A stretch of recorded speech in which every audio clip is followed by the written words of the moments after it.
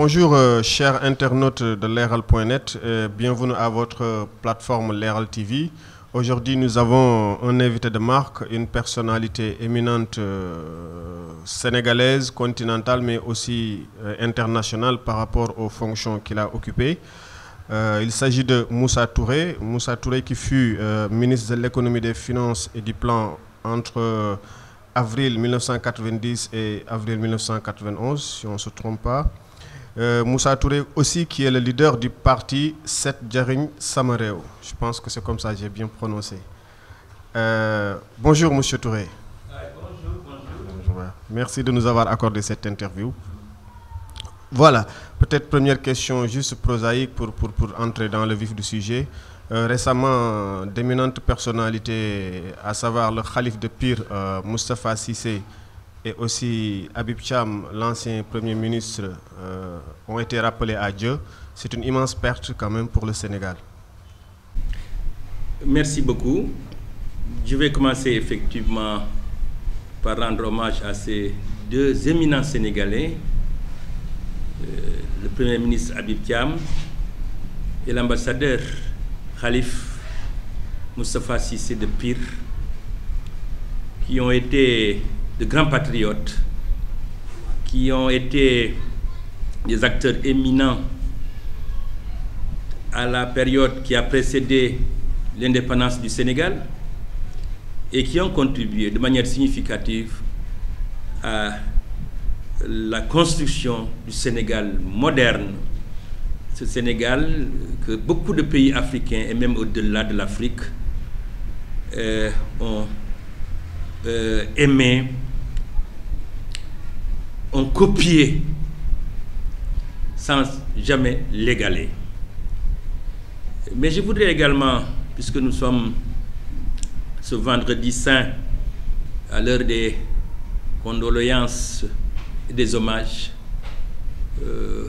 présenter aussi mes condoléances, je l'ai fait hier physiquement, à la famille du président Mamadou Dia, qui a été aussi un éminent Sénégalais, un homme gigantesque, un grand Africain, un homme de l'univers.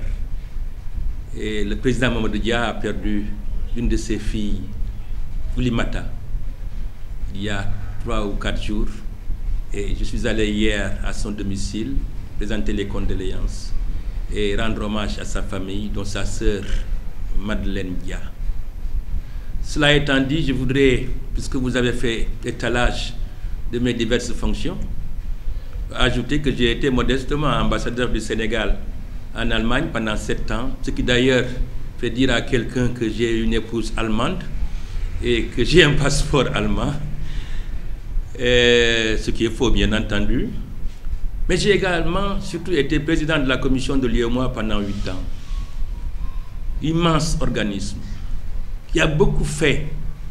Vous savez, l'UEMOA a eu un rôle discret parce que toutes ces innovations, toutes ces modernisations, le tarif extérieur commun, toutes les réformes en matière de finances publiques dont certaines sont en train d'être mises en œuvre aujourd'hui au Sénégal, la création de pas mal d'institutions et de structures, le code des marchés que le Sénégal a adopté en son temps en rabotant quelques parties et en rabotant encore sous le président qui a précédé celui qui est en fonction, la RMP, la RTP, et je peux encore citer beaucoup de réalisations dont les Sénégalais sont fiers aussi aujourd'hui, mais qui émanent de l'UEMOA pendant ces 8 ans dont j'ai assuré la présidence de cet important organisme.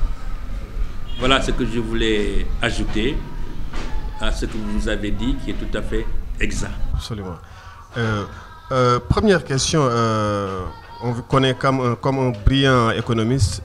Quelles appréciations faites-vous des performances de l'économie sénégalaise, créditée actuellement d'un taux de croissance de plus de 6% depuis 2015? Cette performance est-elle purement conjoncturelle ou est-elle à mettre à l'actif du gouvernement avec la mise en œuvre du plan Sénégal émergent? Oui, pour répondre à votre question, je dirais que les performances d'une économie sont pour l'essentiel toujours conjoncturelles. bien qu'elles doivent reposer sur un socle solide, ce qu'on appelle les fondamentaux. Les performances actuelles de l'économie sénégalaise sont bonnes. Il faut dire la vérité. Parce que 6,5, 6,7, 6,8, c'est quand même appréciable pour un pays en développement. Bien que, rien que dans l'espace UEMOA, des pays, en particulier la Côte d'Ivoire, d'autres pays encore, bien que ces pays-là aient des performances aussi bonnes, sinon meilleures. J'ai toujours aimé dire que les Sénégalais aiment beaucoup se moquer de leurs voisins, notamment de nos frères gambiens. Mais vous savez que sous le magistère de celui que vous savez, Yaya Jammeh, c'est bien son nom, je crois, malgré tout ce qu'on pouvait lui reprocher en matière d'autoritarisme, de dictature, de non-respect des droits de l'homme, de charlatanisme, etc., etc., la Gambie, ces dernières années, a eu des performances plus importantes que celles du Sénégal. Tout à fait. Donc, vous voyez un peu, il faut relativiser les choses. Mais, ce que j'ai dit il y a quelques jours et que je répète à volonté, la croissance, ça se mange contrairement à ce que certains disent. Mais si ça se mange, ça doit être mangé par tous ceux qui doivent en bénéficier. Ceux qui l'ont créé, ceux qui l'animent et ceux qui vont la faire augmenter. Je m'explique. Lorsque vous dites que le Sénégal a 6,8% de croissance, c'est bon. Mais en matière statistique et économique, de ce taux de croissance, il faut déduire le taux de croissance de la population. Parce que quand on dit 6,8, ça veut dire que chaque Sénégalais, n'est-ce pas, doit en bénéficier. Mais si vous savez que le Sénégal, sa population augmente d'environ 2,8% par an, donc il faut déduire ces 2,8% en matière statistique. Ce qui vous reste 4%. Mais je dis encore et je répète que la croissance, lorsqu'elle est conduite par les masses laborieuses, doit leur profiter. Mais lorsque ceux qui pilotent ces masses laborieuses, qui produisent la croissance et la richesse, sont des gens qui sont hors sol. Je m'explique. Pour l'essentiel, ce sont des entreprises, des grands groupes, des sociétés étrangères. Je prends l'exemple des télécommunications. C'est la Sonatel, c'est Expresso, c'est Tigo, et que les gens ne se trompent pas, même si c'est notre neveu Kabirou Mbodj qui semble-t-il a racheté Tigo, mais Kabirou Mbodj a domicilié ses activités Wari au Togo. Et je crois aussi savoir que mon neveu, bien qu'étant sénégalais, a aussi un passeport français. Donc vous voyez un peu la confusion. Donc les télécommunications, pour l'essentiel, sont aux mains de l'étranger. Vous prenez le BTP, les routes. Nous avons ici de grandes entreprises du BTP. Notre grand frère Alioune Sow, CSE, CDE en particulier. Ce sont des entreprises qui ont construit des routes à travers toute l'Afrique. Lorsque j'étais à Ouagadougou, la route Ouagadougou, frontière du Niger, comme celle frontière du Niger à Niamey, ces deux marchés avaient été confiés à la CSE. 500 et quelques kilomètres qui a réalisé ces routes-là.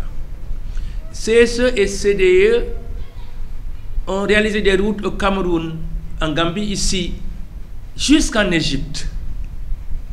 Et comment comprendre que depuis quelques années, plusieurs années, ce soit d'autres sociétés étrangères qui réalisent ces routes-là. Elles sont chinoises. Dans d'autres domaines, elles sont turques. Elles sont marocaines. Elles sont françaises. Elles sont d'ailleurs. Et ces sociétés étrangères sont habilitées, et elles le font, à rapatrier tous leurs bénéfices chez eux, chez elles. Et ces bénéfices, c'est la valeur ajoutée qui est constituée par cette croissance dont on parle. Et à vue de nez, sur les 4% qui restent, les 2,5% repartent justement parce que représentant les bénéfices, dividendes comme on dit, de ces sociétés-là. Et il reste 1,5% que les Sénégalais, nous sommes aujourd'hui 16 millions de Sénégalais, doivent se partager de manière équitable, juste, honnête, concrète, magnanime. Mais la réalité, c'est que, comme on dit en Wolof, affaire bi dafa féete bor. C'est une petite classe de privilégiés. C'est pas une croissance inclusive. C'est pas une croissance inclusive. C'est une petite minorité, soit celle qui est au pouvoir, avec tous ces métastases, ces tentacules.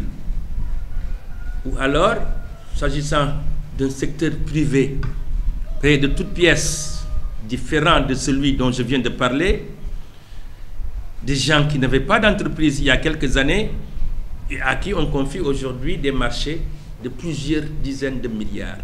C'est cela qui en profite. Mais le Sénégalais lambda, comme vous aimez dire, je n'aime pas ce terme-là, le Sénégalais de base, le Sénégalais gorgorlu, il ne voit pas cette croissance-là. Je lisais hier un article relatif à la pauvreté au Sénégal. La Banque mondiale, puisque ce sont les prophètes, Banque mondiale, Fonds monétaire, donc personne ne conteste en général les déclarations. La Banque mondiale disait que le taux de pauvreté au Sénégal n'a pas baissé. Pratiquement un Sénégalais sur deux, 8 millions de Sénégalais sur 16 millions vivent dans la pauvreté. C'est ça le grand problème. La croissance n'est pas répartie équitablement, elle n'est pas inclusive comme vous venez de dire. C'est ça ma réponse, c'est ça mon regret. Parce que pour que cela soit, il faut, comme je le dis, que les entreprises sénégalaises soient titulaires de marché, que les entreprises sénégalaises participent à ces travaux-là. Et je disais l'autre jour que mes jeunes frères qui sont à la tête des patronats sénégalais, voilà encore une autre preuve de la pléthore dont on parle à propos des listes et des partis, nos jeunes frères qui sont à la tête des patronats sénégalais, peut-être que je ne sais pas ce qui se passe, mais à leur place, moi je rirai dans le brancard pour demander, eux qui sont sénégalais, entreprises sénégalaises et qui font travailler des Sénégalais, qu'ils profitent aussi de leur part du gâteau, comme on dit. Absolument, absolument.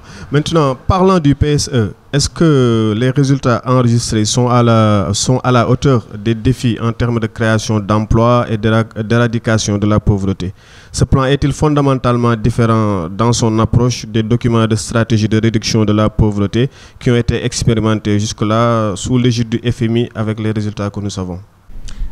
Vous savez, moi j'ai toujours dit, depuis le début, lorsque notre jeune frère, le ministre des Finances, m'a envoyé le document sur le PSE, c'était quelques jours avant leur fameuse réunion de Paris en février 2014, je crois.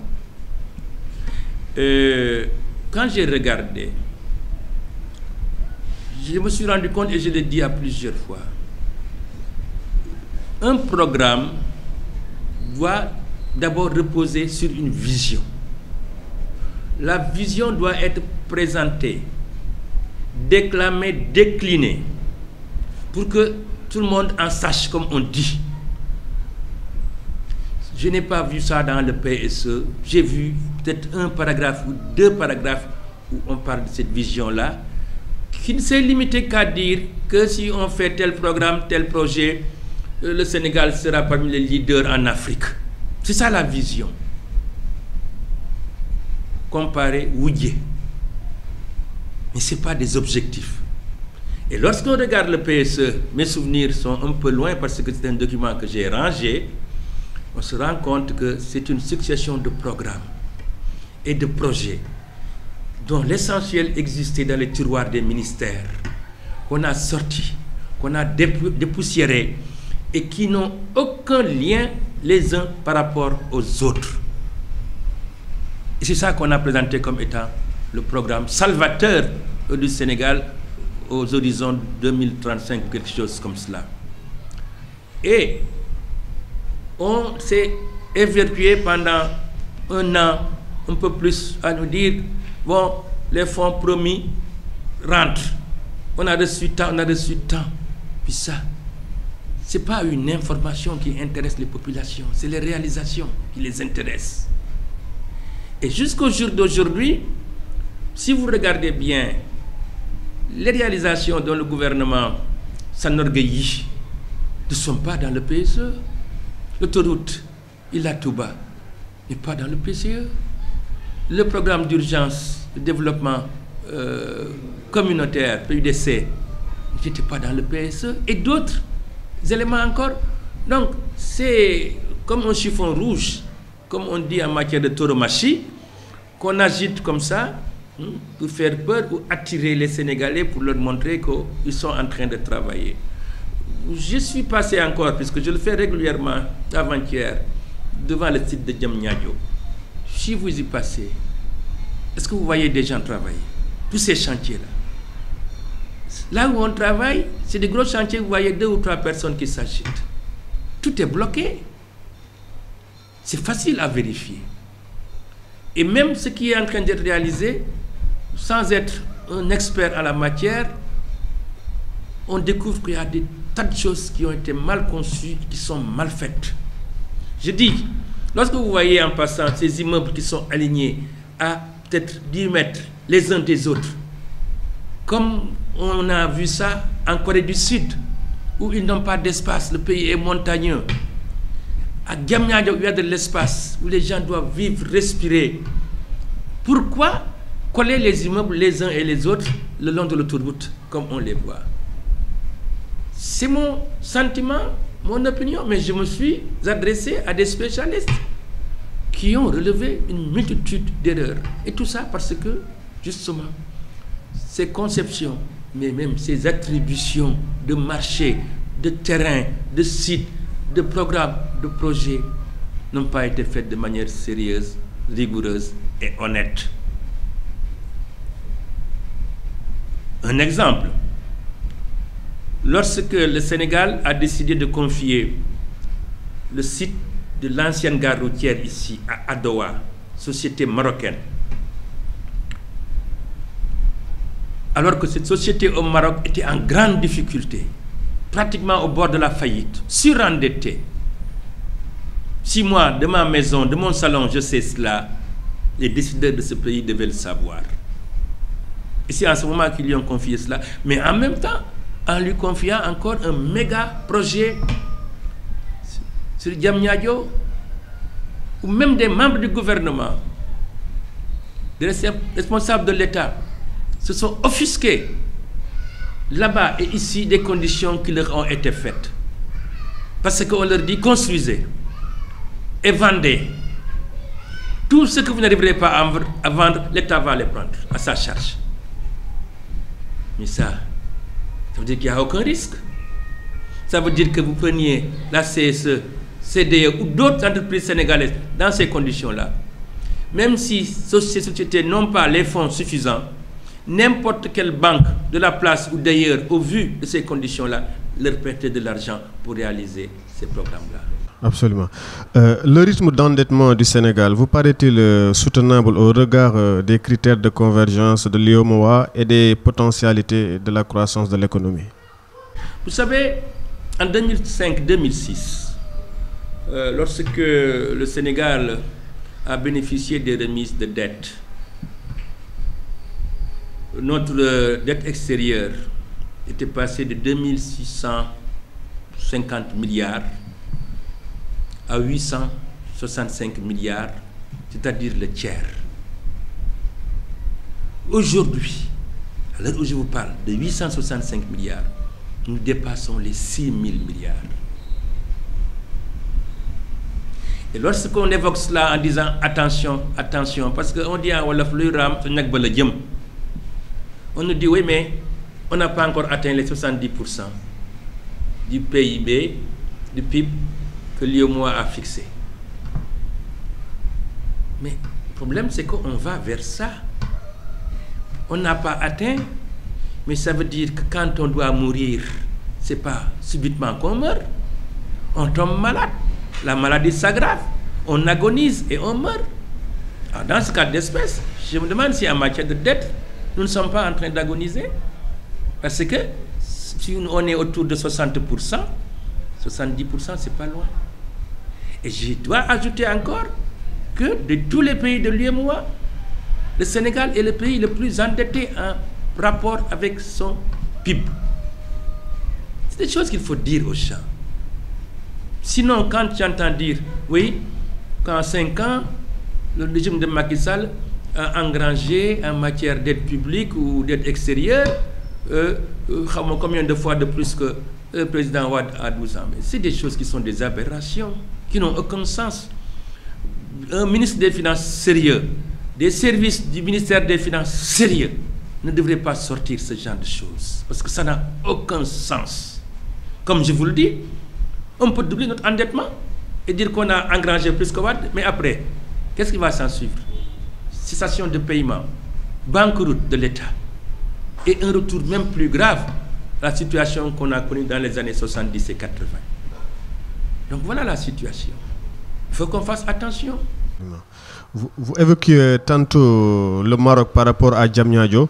En tant qu'ancien président de la commission de l'UEMOA, pensez-vous que l'adhésion du Maroc à la CEDEAO soit profitable au Sénégal? Y a-t-il pas des risques pour notre tissu PME-PMI moins outillé pour faire face à la concurrence justement de l'offre marocaine? Et quelles sont les mesures d'accompagnement que vous préconisez?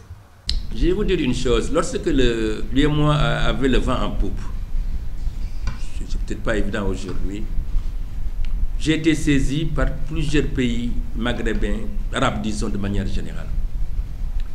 La Tunisie, le Maroc, l'Égypte, même le Liban, pour non pas adhérer, mais conclure un accord avec l'UEMOA. Nous avons beaucoup travaillé avec la Tunisie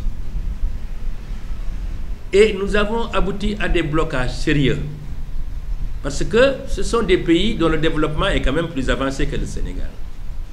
Et lorsque vous faites un accord, lorsque vous allez ensemble, lorsque vous mettez ensemble deux lutteurs, vous ne pouvez pas mettre Tyson ou notre neveu de la Gueule Tapée, Yahya Diop, ou quelqu'un à lutter avec Père Boukhar.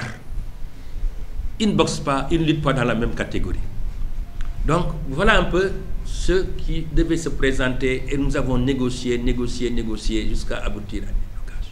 S'agissant du Maroc, le Premier ministre du Maroc de l'époque était en visite dans la sous-région, était allé en Côte d'Ivoire, il ne comptait pas venir à Ouagadougou.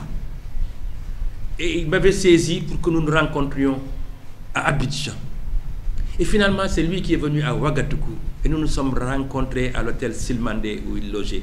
Il était entouré de ses ministres. Mais on parlait d'accord.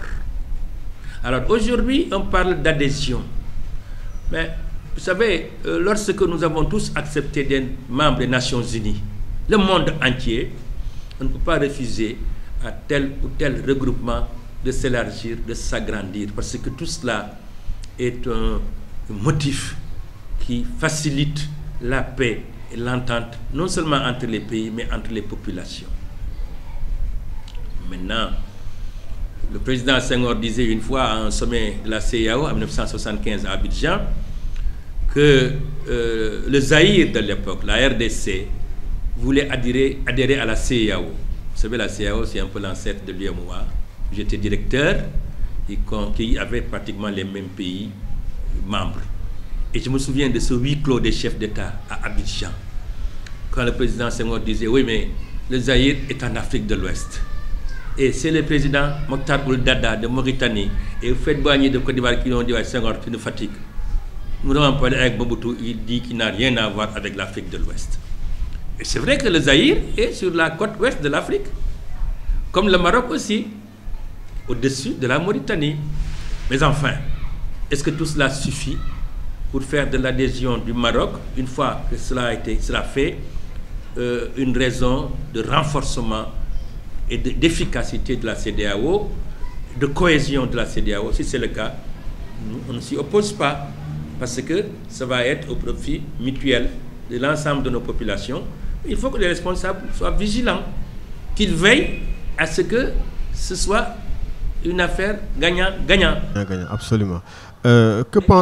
Équilibré, absolument. Voilà. Que pensez-vous du rayonnement de la diplomatie sénégalaise récemment avec l'échec de la candidature d'Abdoulaye Bathily à la présidence de la commission de l'UA et aussi de la gestion du cas Yaya Jammeh?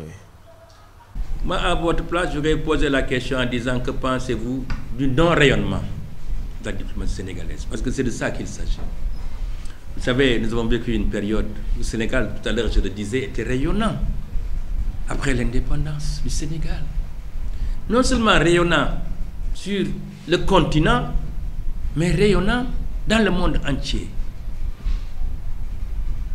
Ambassadeur en Allemagne, nous avons entendu des témoignages qui ont été faits en Allemagne, dans plusieurs villes d'Allemagne, sur Senghor, le discours qu'il y a prononcé, qui a été remarquable, sur Abdou Diouf. Je vais vous faire un aveu. Senghor, comme Abdou Diouf, j'ai assisté à des sommets où ils étaient avec leur père. Et comme ce sont des gens prudents, avisés, ils ne prenaient la parole qu'en dernier lieu, contrairement à celui qui a suivi notre papa là. Et ils écoutaient méticuleusement les gens. Ils retenaient bien ce qu'ils disaient, ce qui était bon et ce qui était mauvais. Et lorsqu'ils prenaient la parole, c'est l'essentiel de ce qui a été dit de positif qu'il résumait et qu'il présentait. Et souvent, c'était la conclusion de la réunion. J'ai assisté à un sommet à Lomé où le président Diouf devait partir de Lomé à Paris à midi, où il est venu parce que j'ai beaucoup insisté et il m'a fait cette concession-là.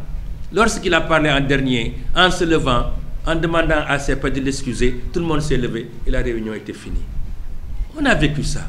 Mais nos ministres également, nos ambassadeurs, nos directeurs de service, nos experts partout en Afrique.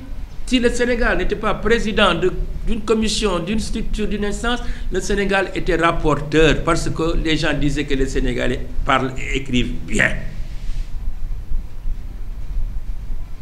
C'est pourquoi le Sénégal a eu des postes éminents. L'UNESCO, notre oncle Amadou Mahtar Mbow, la FAO, notre frère Jacques Diouf, notre autre frère Lamine Diack, d'autres frères ailleurs à des postes moins importants, mais quand même importants en Afrique. C'est des postes qui ont été les premiers et les derniers Africains, à l'heure où je vous parle, qui occupaient ces postes-là. Aucun pays africain n'a dirigé l'UNESCO.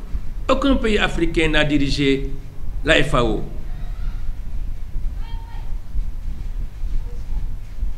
Alors, et lorsque aujourd'hui, on a un candidat, c'est que, à l'époque, lorsque le Sénégal avait un candidat, il savait comment le vendre, comment le présenter, et il savait comment faire la campagne pour ce candidat-là. Moi, j'ai vu la campagne de Jacques Diouf à la FAO, j'étais ambassadeur en Allemagne. Le président Diouf l'a nommé ambassadeur. Et il a basé à New York. Il a parcouru le monde entier. Il est venu en Allemagne, accompagné de mon ministre conseiller. Il est allé de Affaires étrangères, alors qu'il y avait un candidat allemand pourtant, qui travaillait déjà à la FAO. On a rendu notre candidat vendable, charmant. Et on l'avait bien choisi. J'ai dit et je répète, lorsqu'il y a eu une tentative de présenter une candidate à l'OMS à l'époque, je disais, mais attention, il faut savoir raison garder. Le petit Sénégal ne peut pas avoir la direction générale de la FAO et dans le même temps avoir l'OMS. Ce n'était pas à tenter. Et je dis également pour mon frère Abdoulaye Bathily, que j'aime bien, ils l'ont mis dans la cage des fauves. Parce que les fauves dans cette élection étaient tous d'anciens ministres des Affaires étrangères. Tous. Depuis que l'Union africaine existe, tous ceux qui ont occupé ce poste-là, à l'exception de notre frère Konaré, du Mali, qui a été quand même chef d'État. Mais tous les autres avaient été ministres des Affaires étrangères. Mais le père Bathily était dans un domaine tout à fait différent. Il n'avait pas cette fonction qui l'exposait dans les réunions des affaires étrangères en Afrique, dans le monde, à l'ONU et tout ça là.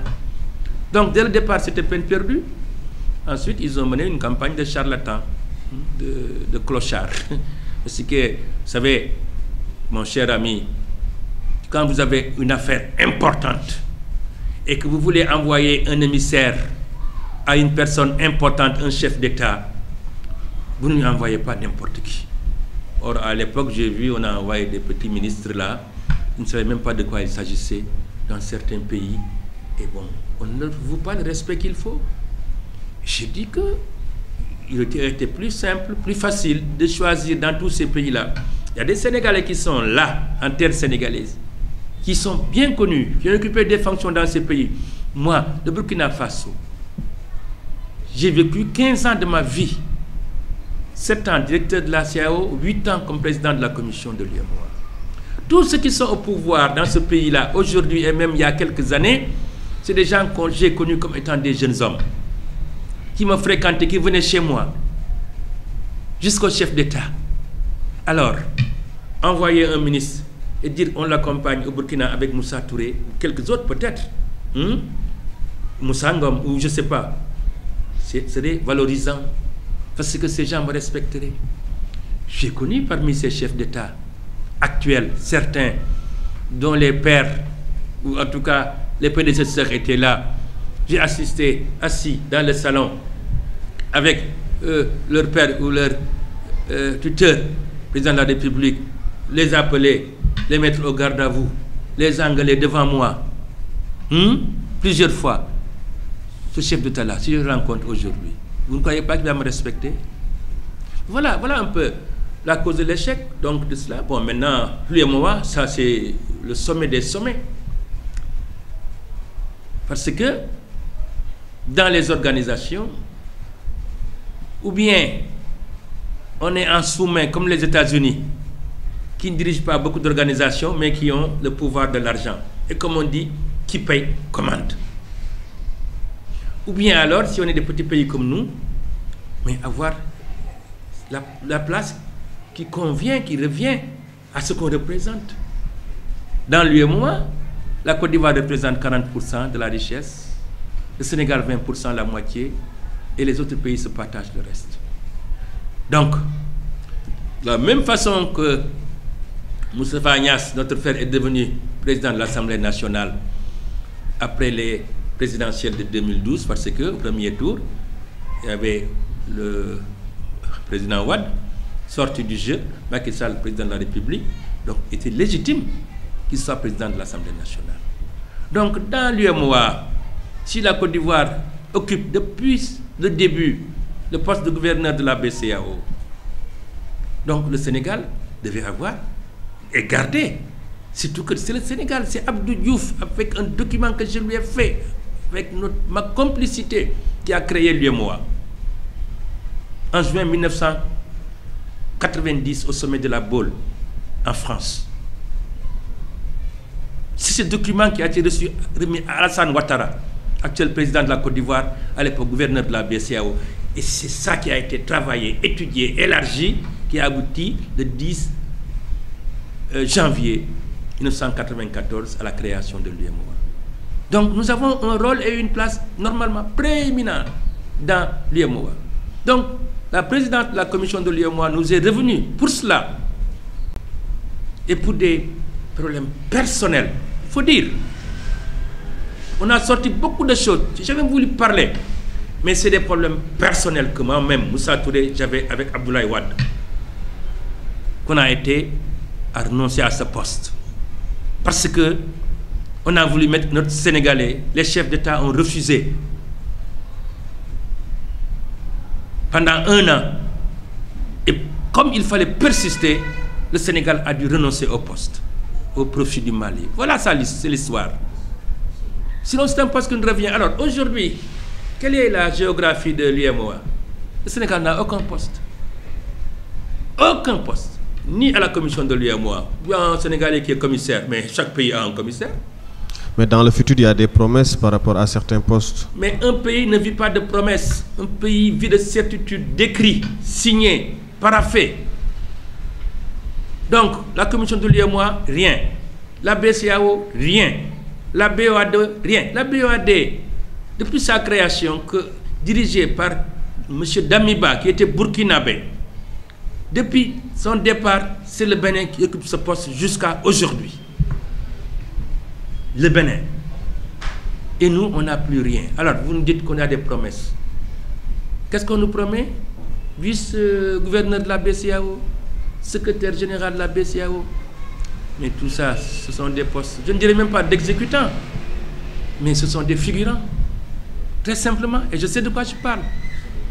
Ils n'ont pas de rôle, d'importance, de poids, de plus qu'une secrétaire. Je n'insulte pas les secrétaires.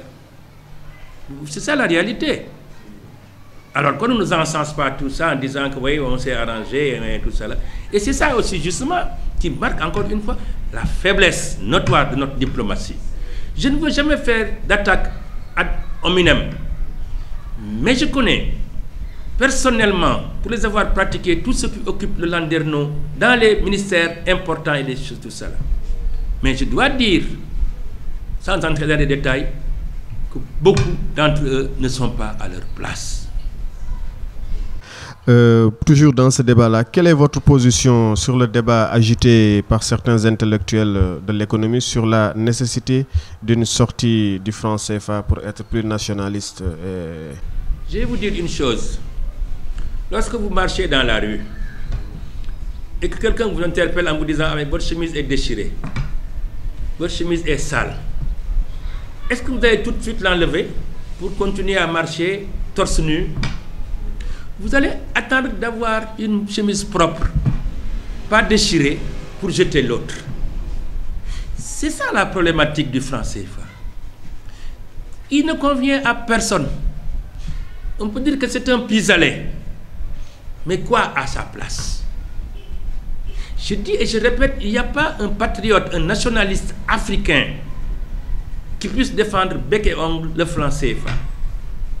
Et comme je vous dis, pour jeter quelque chose à la poubelle, il faut avoir quelque chose pour remplacer cela. Donc là, vous rejoignez carrément la position du président Macky Sall là-dessus.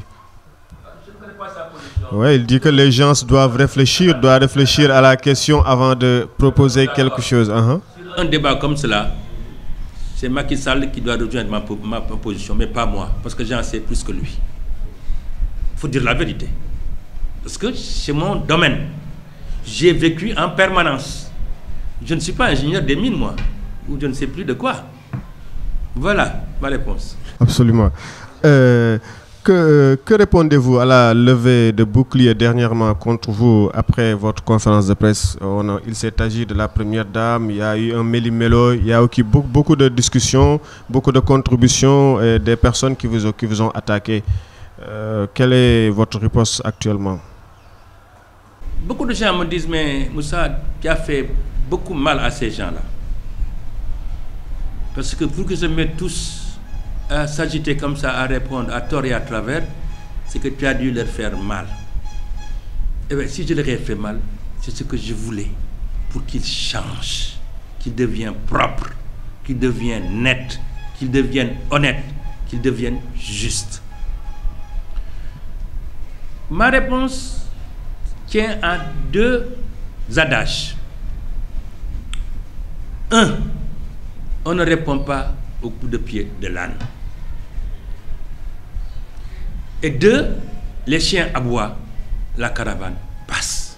Absolument. Mais il y a Baba Tandian qui a fait une sortie hier à la TFM, mais il dit que quand même la première dame est dans son rôle. C'était le cas de Viviane Wade, c'était le cas de Madame Elisabeth Diouf. Donc il n'y a pas résolument des attaques crédibles par rapport à sa personne concernant l'argent public. Baba Tandian, je ne peux pas le compter parmi ceux qui m'ont attaqué de manière aussi légère d'ailleurs, disant que j'ai une femme allemande et que j'ai un passeport allemand. Qu'en est-il justement de ces accusations? Ça n'a aucun sens. Ça n'a aucun sens. D'ailleurs, si j'étais un peu intellectuel, un peu chose, je ne pouvais pas avoir un passeport allemand et être ambassadeur du Sénégal en Allemagne. C'est impossible. Et quand on a un passeport allemand, on n'a plus de passeport sénégalais. En tant qu'ambassadeur du Sénégal en Allemagne, j'ai dû recevoir et présenter aux Allemands les passeports sénégalais des Sénégalais qui avaient embrassé la nationalité allemande en renonçant à la nationalité sénégalaise. Ça n'a pas de sens. Bon, il y en a même un qui a dit, je crois que je suis paresseux. Alors je suis là.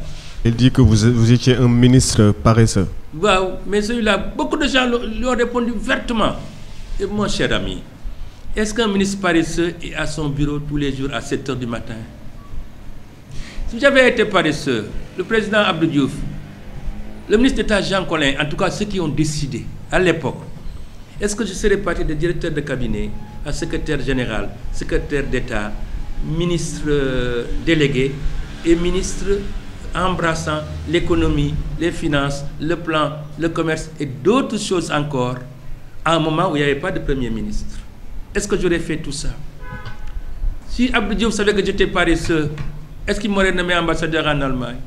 Est-ce qu'il m'aurait proposé, comme président de la commission de l'UEMOA, où l'honneur du Sénégal était en jeu, au moment où le Mali était aux aguets, pour faire nommer un ancien Premier ministre? Mais enfin, si j'étais paresseux, qu'il demande aux gens du ministère des Finances de mon époque, est-ce que j'aurais organisé tous les jours, à 8 h pile, une réunion de coordination réunissant tous les directeurs généraux du ministère et les directeurs généraux, les conseillers, une trentaine de personnes, à 8 h pile. Et on me dit même que beaucoup m'en ont voulu, parce que je les empêchais de faire ce qu'ils voulaient faire, d'arriver à leur bureau quand ils le voulaient. Il y a quelqu'un qui raconte un adage, comme a raconté de Latmengue. Il a raconté l'autre jour, lorsque j'avais envoyé une délégation là-bas, et au téléphone, il a demandé ma confirmation. Il disait que lorsque je suis arrivé au ministère des Finances, j'ai beaucoup insisté et longtemps pour que les directeurs généraux, les directeurs, les responsables arrivent à l'heure. Et il dit qu'il y en avait un qui était particulièrement récalcitrant. Et alors, on lui a dit, c'est vrai, ce que j'ai fait, je suis arrivé à son bureau à 8 h un matin, sa secrétaire était là, parce que les secrétaires étaient toujours à l'heure. En tout cas, à mon époque, au ministère des Finances comme au ministère du Plan quand j'y étais. Et j'ai demandé à la secrétaire de m'ouvrir le bureau du directeur. Elle a ouvert le bureau et je me suis installé à la place du directeur. Et je l'ai attendu. Et quand il est arrivé, il m'a trouvé assis à sa place dans son bureau. Nous nous sommes salués, je lui ai dit bonjour et je suis parti. Sans rien dire. Et depuis ce jour-là, ce directeur était le premier à arriver au ministère des Finances. Voilà le Moussa Touré paresseux. Mais pour mon frère Baba Tandian, pour qui j'ai beaucoup d'estime, parce que nous ne sommes peut-être pas de la même génération exactement, mais à peu près, parce que j'ai assisté à son retour de France. Parce qu'il a été émigré. Il est revenu, courageux à monter ses projets. Nous les avons suivis. Il est devenu ce qu'il est devenu aujourd'hui. Imprimerie, la presse. Mais Baba Tandian rappelle des choses que je sais, mais je dis que ce n'est pas des gens comme lui qui sont visés, des gens qui ont fait du bénévolat, qui ont fait de belles choses. Ce qu'il ne sait pas et ce que je sais, moi, j'ai mes réseaux, j'ai mes antennes, et ce que j'ai dit, que je maintiens, il y a des opérateurs économiques étrangers, comme ceux dont je viens de parler. Parce que, voyez-vous, lorsqu'on vient de l'extérieur, ou même du pays, pour accéder à des choses, il y a un passage. Et ce passage, il faut le connaître. Il y a des gens pour qui le passage, c'est de leur montrer un projet sérieux, crédible, clair, qui profite à la nation. Il y a des passages pour lesquels il faut arroser quelque part, dans le circuit. Donc, et comme je dis, Baba Tandian a fait beaucoup de bénévolat, c'est ce qui lui a valu d'ailleurs d'être président de la fédération de basket, et d'autres choses encore. Mais ce qu'il ne sait pas, c'est que beaucoup de gens n'ont pas eu cette attitude bénévole, humanitaire, patriote et nationale comme lui l'a eu. Vous savez, lorsqu'on emmène une enveloppe de 1 million, 2 millions, 3 millions, 10 millions, ça peut s'amener en espèces. Mais lorsqu'on donne 2 milliards, Ça, il faut absolument un chèque ou un virement. Mais un chèque ou un virement, ça passe entre des mains. Les banques sont concernées. Et certains sont concernés. Donc, ce que je dis, je le sais. De source sûre. Et pour comparer à Mme Diouf, à Mme Senghor ou à Mme Wade, justement, ces dames ont fait œuvre de bénévolat, œuvre de bonne volonté, mais à une dimension tout à fait modeste par rapport aux moyens qu'elles avaient. Mais ce qui se fait là, aujourd'hui, c'est nouveau. Ça ne s'est jamais vu. Bon, maintenant, vous direz que quand le mari à la présidence convoque les gens et distribue d'1 million des billets de la Mecque, distribue de l'argent à tout va. Argent qui est notre argent, il faut le dire. Mais même ces gens qui donnent de l'argent à la fondation en question, comme je vous dis, beaucoup d'entre eux s'est intéressé. C'est un calcul économique, financier qu'ils font. Vous donnez 1 milliard, vous avez un marché de 20 milliards, 30 milliards. D'ailleurs, 30 milliards officiels, mais dont la consistance, les choses ne dépassent pas la moitié ou un peu plus. Et le reste, vous pouvez distribuer. On dit que vous êtes généreux. Ce que je dis, je le sais. C'est ça que je dis à la décharge de Baba Tandian. Maintenant, pour ce qu'il a expliqué, parce qu'en dehors de cette émission que je n'ai pas regardée, il y a un article paru dans un site, dans une presse en ligne, et où il raconte l'affaire du concert de Mandela. En ce moment-là où le concert devait se tenir, Mandela avait été déjà libéré. Et nous voulions que Mandela, le Sénégal, soit le premier pays qu'il visite. C'est pourquoi de bonne volonté, dont Youssou Ndir, dont Aziz Gueye, Babacar Diagne, aujourd'hui ambassadeur aux États-Unis, le général Cissé et beaucoup d'autres ont constitué un comité dont ils m'ont confié la présidence. Est-ce que j'ai cité Idrissa Seck? Il en était membre. Et les réunions se faisaient à mon bureau pour préparer ce méga concert ici au stade Léopold Senghor, qui était encore tout à fait flamboyant. Et je rappelle que le président Diouf a reçu ce comité-là. Et en blaguant d'ailleurs, il m'a mis à la place où il place ses hôtes de marque. Et en blaguant, il a dit, j'espère qu'il m'entendra, c'est la première fois que je reçois mon ministre dans cette position-là. Donc, c'est ce concert qui a été préparé. Bon, personnellement, je ne me souviens pas avoir distribué des tickets, des t-shirts ou je ne sais pas quoi. Mais ça, c'est des détails. Ce qui est important, c'est ce qu'il a dit, ces actes de bienfaisance qu'il a fait. J'en connais beaucoup et je lui rends hommage pour cela. Mais ça ne permet pas tout ça. Il sait ce qu'il sait en ce qui le concerne, mais il y a des choses qu'il ne sait pas et que nous savons, ce qui nous a amenés. Pourquoi avons-nous attendu aujourd'hui pour dire cela sur cette fondation-là? Nous n'avons pas dit quand elle a été créée. Mais comme je vous le dis, nous avons enregistré. Et puis, les Sénégalais n'aiment pas beaucoup parler, comme moi, qui suis bavard. Mais il y a des rumeurs qui sortent. Des rumeurs sont sorties à propos de la fondation, de telle entreprise étrangère qui a aidé, entre guillemets, la fondation. N'est-ce pas? Donc, c'est ces rumeurs, moi, que j'ai voulu confirmer après vérification, après contrôle, après validation.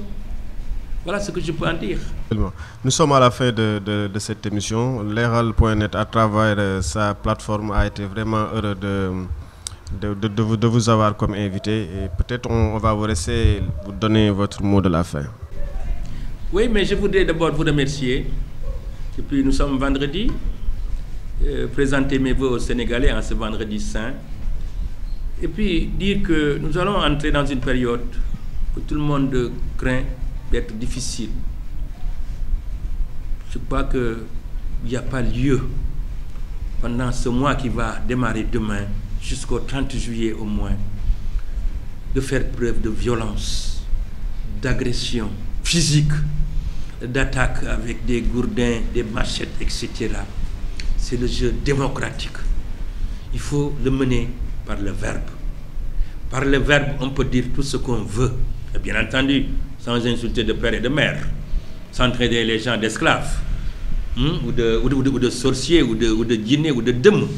C'est aller trop loin. Mais il y a des vérités qu'on peut dire. C'est le jeu politique. Et il y a un éminent homme politique et philosophe français, c'est Talleyrand, qui disait la politique, c'est la guerre sans les armes. Et il disait la guerre, c'est la politique avec les armes. Vous voyez? Donc on n'est pas en guerre. C'est des débats d'idées, c'est mesurer l'amour, le nationalisme, le patriotisme qu'on attache à ce pays et aux Sénégalais. Il ne s'agit que de cela.